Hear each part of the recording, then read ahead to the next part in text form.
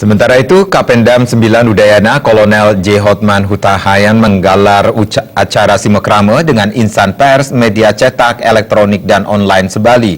Acara simekrame bertempat di Makodam 9 Udayana.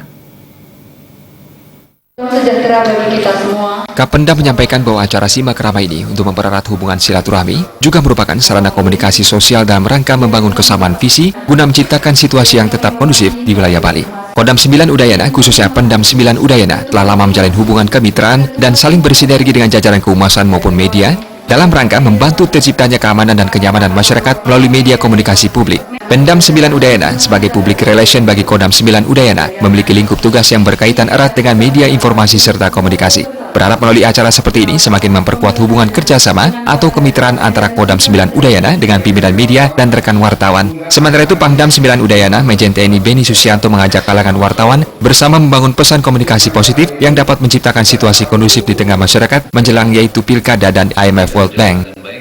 Saya sangat berharap insan media, insan pers untuk bijak memberitakan semua hal-hal yang berkaitan dengan masyarakat yang kira-kira akan menimbulkan situasi tidak kondusif. Tolong bijak, ya, koordinasikan mungkin dengan aparat terkait sehingga masyarakat tidak terprovokasi dengan berita Anda.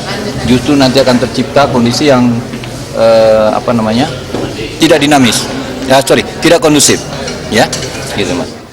Ditambahkan, terciptanya situasi yang kondusif, maka secara otomatis semakin mengangkat citra Bali sebagai tujuan wisata yang diminati wisatawan domestik dan mancanegara. Sedikit saja terjadi sesuatu yang negatif di Bali, akan berdampak luas di mata dunia internasional.